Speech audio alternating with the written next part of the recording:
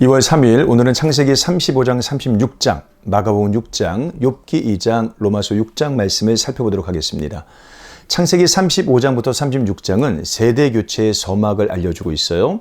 무려 세 사람의 죽음이 나오는데 리브가의 유모 드보라, 라헬, 이삭입니다.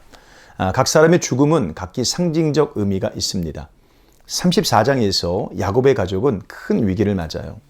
고대 근동의 관습법에 따르면 죽음은 반드시 죽음으로 갚아줘야 한다는 법이 있었기 때문에 야곱은 두려움에 떨었어요. 늘 그렇듯 하나님이 먼저 찾아오십니다. 베델의 제사를 통해 야곱과 맺은 언약을 완성하시고 오히려 주변 고을들이 두려움에 떨도록 역사하십니다. 하나님은 야곱에게 다시 한번 큰 민족과 왕국을 약속하십니다. 그렇게 야곱의 시대는 저물어가요. 그의 첫째 아들 르우벤이 아버지의 첩이었던 비라를 취한 것은 아버지의 권위를 향한 직접적인 반항이었습니다. 야곱의 지도력이 무너져가고 있는 것을 보여주는 거죠. 탐욕과 공포와 불안과 거짓말로 자기 인생을 스스로 세워보려고 했던 야곱은 가정 안에서 영적 지도력을 잃어버리고요. 말년의 아들들에게 계속해서 속아 넘어가게 됩니다. 욥기 2장은 욥의 처절한 파멸을 그리고 있습니다. 1장에서 사단의 시험을 통과했던 욥은 2장에서 더욱 커다란 고통을 당합니다. 그의 온몸에 심한 종기가 난 거예요. 이는 천상회의에서 사단이 제안한 것입니다. 사단은 욥의 경건이 여전히 조건적 경건이라는 것을 주장하였고 하나님은 욥의 경건이 하나님 자신의 영광을 향해 있다는 것을 증명하고자 고통을 허락하십니다. 욥은 이 두 번째 시험도 통과합니다. 우리가 하나님께 복을 받았은즉 화도 받지 아니하겠느냐 하고 이 모든 일에 욥이 입술로 범죄하지 아니하리라. 10절 말씀이에요. 욥도 야곱처럼 매우 극단적인 인물이에요. 야곱이 비틀어진 인생의 대표적인 인물이었다면 욥은 경건한 인물의 대표죠.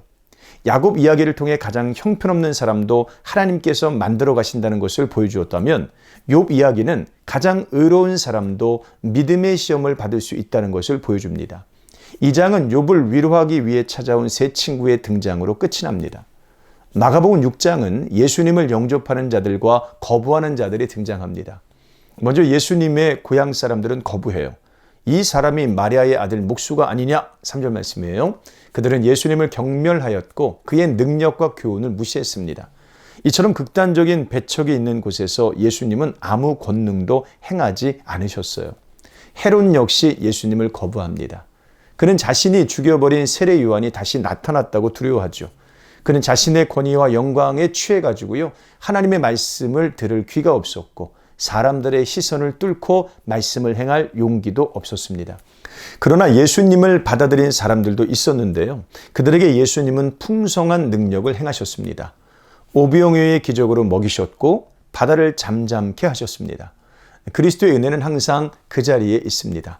우리가 마음을 열고 그분의 은혜를 간구하면 놀라운 생명과 평강이 십자가 아래에서부터 쏟아져 들어올 것입니다.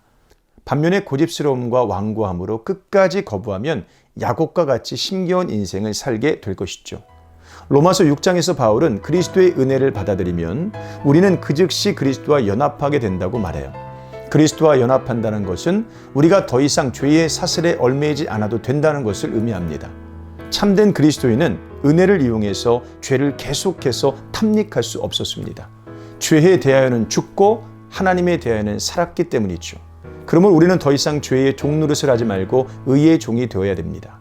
오늘도 그런 삶을 살았던 야곱과 욥을 기억하시기를 주님의 이름으로 축복합니다. 고맙습니다.